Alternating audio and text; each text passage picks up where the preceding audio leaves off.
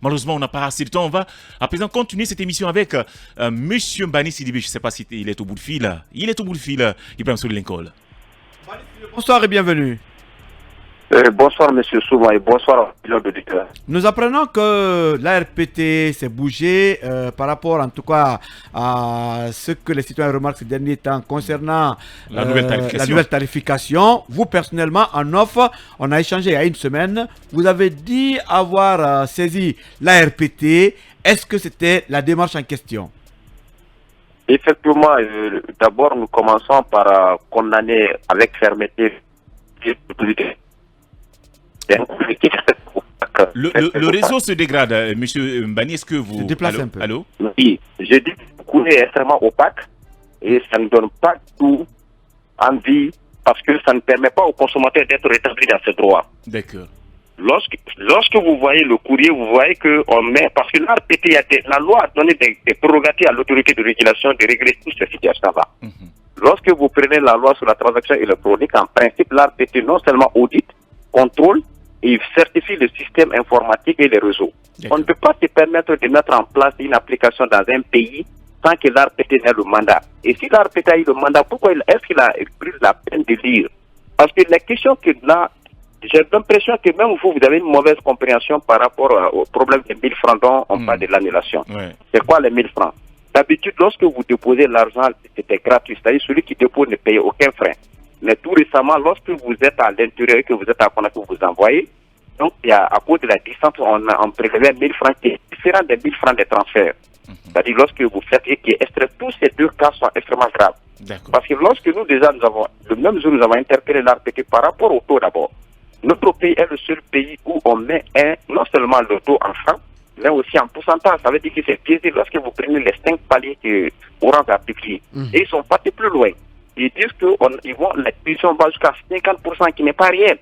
Parce que lorsque vous prenez les paliers, par exemple, où on vous dit de 50 000 à 1 700, 2%, mais lorsque vous prenez 1 million, les frais c'est 20 000 francs.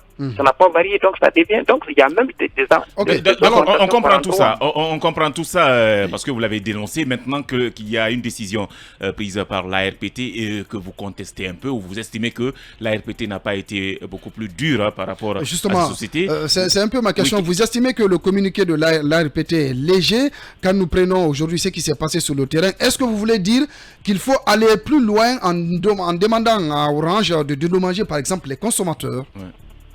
Non, Orange doit d'abord restituer.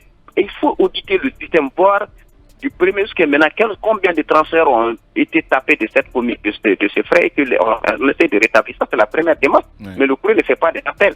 Et je vous invite que l'ARPT d'abord devait avoir un droit de regard avant la publication de ces tarifs-là. C'est-à-dire des frais-là, les commissions-là, mais aussi en commun accord avec la Banque centrale. Mais ce qui est révoltant là-dedans, lors de leur conférence de presse, il y avait certains responsables du ministère des Télécoms et même de la Banque centrale qui ont dévalisé. Et avec d'autres acteurs. C'est très triste pour le pays. Donc ils se sont réveillés suite à ces multiples réclamations, aux multiples réclamations de la complicité. Voilà, est-ce qu'on peut dire que l'ARPT a failli? L'ARPT n'a pas joué son rôle. Cette nouvelle direction n'est pas en train de fonctionner. Parce que depuis qu'ils sont venus, ils n'ont jamais audité les cahiers des charges et les conventions de concession. Et la loi les donne le plein droit. Aujourd'hui, il y a eu une loi par rapport à ça, mais l'ARPT ne joue pas. L'ARPT, parce que c'est un clan. Imaginez-vous, lorsque vous prenez des copains, vous les mettez, donc c'est les millions de consommateurs qui souffrent aujourd'hui. Oui, mais c'était les mêmes réclamations au temps de Yacoba Cissé. Chaque fois, l'ARPT ne fonctionne pas bien. Finalement, qu'est-ce qui va bien fonctionner dans ce cas de figure? Mais la plupart des dirigeants de l'ARPT sont passés par ces sociétés de téléphonie mobile. C'est ça aussi. Oui, mais et c'est ça le gros problème. Nous, on sait qu'on demande à l'ARPT. L'ARPT, on doit prendre prenez le Sénégal.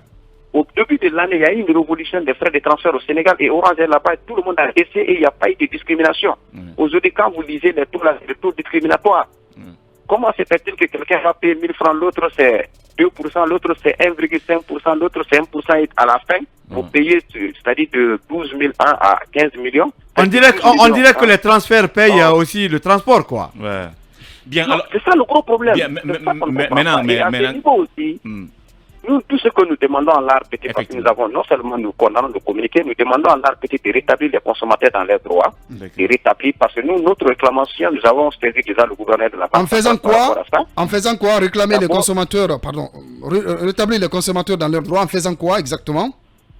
premièrement, c'est d'auditer l'application, c'est-à-dire tous les transferts où il y a eu des dépôts du premier jusqu'à 10, tout ce qui a été tapé des 1000 francs de les restituer. Ça, c'est un premier aspect. Et d'annuler les 1000 francs de transfert. Parce que quand vous prenez aujourd'hui l'air code 140 là, vous pouvez faire des transferts d'unité, vous pouvez faire des transferts de passe et on ne paye aucun frais. Lorsque vous envoyez, même si c'est 1 million ou bien 50 000 à vous payez les 1000 francs. Alors que quand vous prenez la loi au niveau de la Banque centrale, tous les virements sont gratuits. Pourquoi à ce niveau-là on paye les 1000 francs? Tout ça, je pense qu'on doit profiter de cette situation pour que la Guinée soit comme les autres pays. Et prenez vos téléphones. Lorsque vous voulez faire tout sur les unités, ou transférer les unités sur votre compte, vous ne payez aucun frais. Mais quand vous dites que vous allez envoyer 50 000 francs à quelqu'un, on va vous dire frais de transfert 1000 francs. Pourquoi 1000 francs? Alors que c'est les mêmes codes là. Et c'est les mêmes types. Donc il faut qu'on essaye de profiter de cette situation. C'est pourquoi nous demandons à l'ARPT de jouer. D'abord, l'ARPT devait interpeller la Banque centrale, y compris le ministère, pour trouver une solution. Mais lorsque l'ARPT met, et puis le courrier même de là-dedans, c'est un courrier qui a été signé depuis le 6, mais le courrier n'a été expédié que le 9. Et vous voyez les dates. Donc ça veut dire déjà qu'il y a un débat. Et dès le premier jour, j'ai appelé le chef de division chargé de la protection du consommateur au niveau de l'ARPT, et il m'a dit qu'il y a une réunion importante et qu'ils allaient prendre des décisions. Ce n'est qu'aujourd'hui qu'on a vu des courriers là sur eux et même ont publié. Au lieu de publier les courriers, il fallait prendre des sanctions parce que s'il y a le manquement des cahiers de charges, il faut réformer. Merci beaucoup. Je vais dire quelque chose qui est important aussi. Rapidement. Jusqu'à présent, la Guinée n'arrive pas à mettre en place des cahiers de charges dans le cadre de la transaction électronique. Les gens font aujourd'hui de l'activité, ce n'est pas seulement Orange. Il y a combien d'intervenants aujourd'hui? Normalement, on devait assister à une concurrence dans le secteur. Parce que ce n'est pas seulement que les opérateurs qui font aujourd'hui de la transaction électronique. Il y en a plein. Je pense que ça fera objet de notre débat, de notre émission sans doute avec Bouy dans le comptoir. Merci infiniment à vous, Monsieur Mbani Sidibé, d'avoir accepté de répondre à nos questions. On va poursuivre rapidement cette émission et on va partir avec notre invité dans Bâton Rompu. Mais bien avant, un mot par rapport au laxisme dont on accuse aujourd'hui, parce qu'on accuse la RPT d'être laxiste par rapport à la situation des consommateurs. Bien sûr, Mohamed. Vous savez, je le disais tantôt à mon intro que le secteur des télécommunications en Guinée, c'est un secteur porteur de croissance à l'économie nationale, au même titre par exemple que des mines. En 2010, quand vous voyez les statistiques, le taux de pénétration de la téléphonie mobile en 2010 en Guinée, c'était aux alentours de 20%. Aujourd'hui, on est à plus de 80%, 90%. Pourquoi? Parce qu'il y a eu ces sociétés qui sont là, qui ont développé des applications, des produits innovants. Mais le problème aujourd'hui, c'est au niveau du consommateur. C'est au niveau de la qualité de la prestation de ces opérateurs sur le terrain. Il faut améliorer cette qualité de prestation, puisque vous savez, autant ces opérateurs travaillent, autant les caisses de l'État sont renflouées en termes de taxes sur le chiffre d'affaires de ces entreprises. Mais il faut améliorer le côté consommateur. Je pense que là, il y a un véritable problème et l'autorité de régulation en vertu de la loi L018, qui régule le marché en Guinée, il faut que l'autorité de régulation se fasse violence pour pouvoir jouer pleinement son rôle sur le terrain et surtout auditer les logiciels de facturation de ces sociétés de téléphonie mobile en Guinée. Et puisque et toi et moi et le consommateur, nous plaignons des problèmes de data en général. Merci beaucoup. Vous n'aurez pas... Je vais en tout cas vous empêcher de vous prononcer là-dessus. On va partir à présent avec notre invité dans À Bâton Rompu.